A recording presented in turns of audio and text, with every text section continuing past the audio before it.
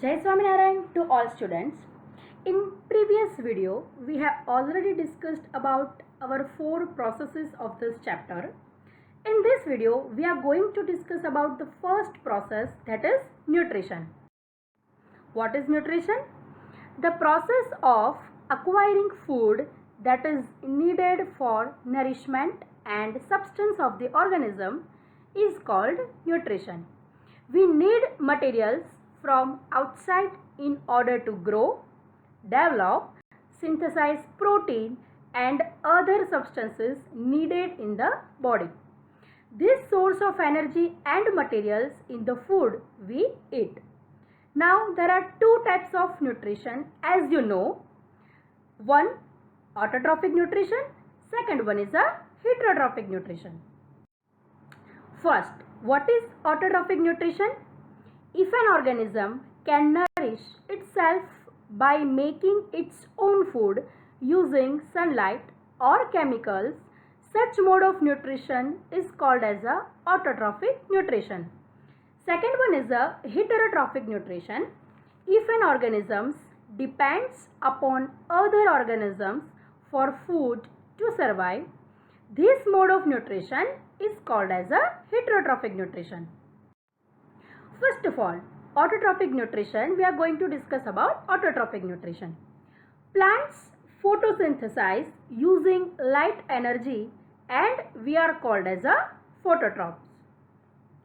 Few bacteria use chemicals to drive energy and are called chemoautotrophs. Now, what is chemoautotroph? They use inorganic energy source to synthesize organic compounds from carbon dioxide. First, very important process for plant is photosynthesis, as you know. It is an important process by which food is formed. The plants make food using sunlight and water, which provides nourishment to other organisms and themselves. Some very crucial points are included in this process. First one, we know that chlorophyll present in the plant. So, this chlorophyll present in the green plant absorbs light energy. This light energy is used to split water into hydrogen and oxygen. We know water's formula, that is H2O. So, using this light energy, water splits into hydrogen and oxygen. Then hydrogen is used to reduce carbon dioxide into carbohydrate, typically glucose, and it is used by the plants. Chlorophyll is very essential for photosynthesis and stomata to facilitate intake of carbon dioxide. Now, these steps need not take place one after the other immediately. For example, I am giving you one example of desert plant. Desert plant take up carbon dioxide at night and prepare an intermediate which is acted upon by the energy absorbed by the chlorophyll during the day. So, in the case of desert plant, that is not need that all the steps are performed one after another. Let us see how each of components are necessary for the photosynthesis. If you carefully observe a cross section of a leaf under the microscope, you will notice that some cell contain green dots. You can clearly see in the diagram. These green dots are chloroplast, which contain chlorophyll. Next is stomata. In the diagram, open and closed stomatas are there. Stomata are the pores on the leaves that help in exchange of gases. They are mostly found on the underside of the leaf. Each stomata is guarded by guard cells which control the opening and closing of the pores. The water content of the guard cells is responsible for their function. The plant oozes these pores when it does not need carbon dioxide for photosynthesis. Now, We have talked about how autotrophs meet their energy requirement, but they also need other raw materials for building their body. Water is used in photosynthesis, is taken up from the soil by the roots in terrestrial plants. Other making like nitrogen, phosphorus, iron and magnesium are taken up from the soil, and this macronutrient and micronutrient you already studied in your 9th standard.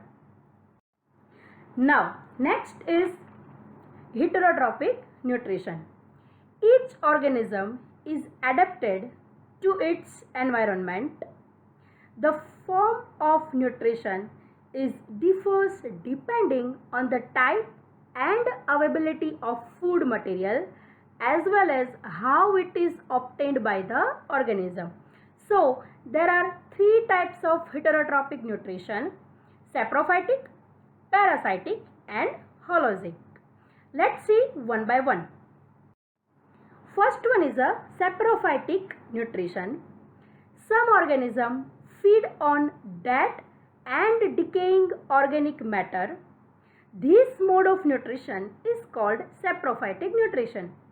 The food is partially digested outside the body and then it is absorbed. Familiar example of saprophytic nutrition is a fungi. Next is a parasitic nutrition. Some organisms feed on the expense of another organism and in turn causing it harm. So this is called the parasitic mode of nutrition. These organisms live on the body or in the body of a host organism and derive the nutrition directly from the body of the host. Example, we can say leech, tapeworm, there are the example of the parasitic nutrition. Then third one is a holozoic nutrition. In some organism, ingestion is occur. Now what is ingestion? It is the intake of food which is broken down into simpler organic matters by a process called digestion.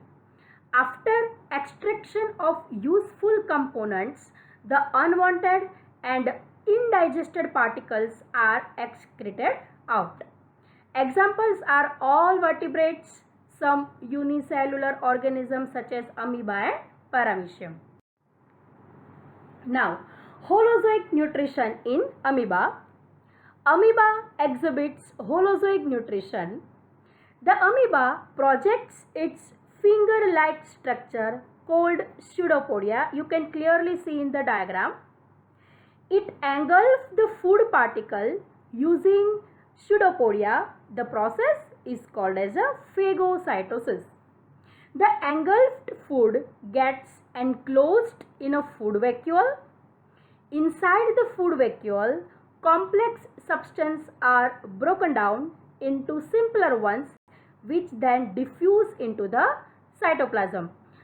The remaining undigested material is moved to the surface of the cell and thrown out.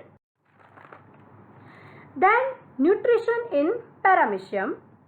Paramecium also exhibit holozoic nutrition. It has definite shape and food is taken in at a specific spot.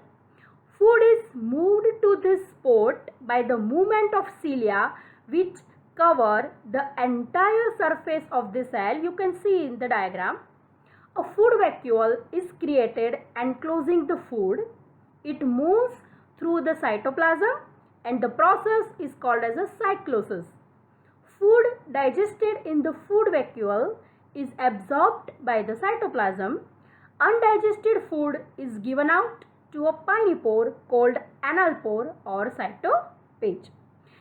Our next very important topic is digestion in human, and again this is very important question for your board exam.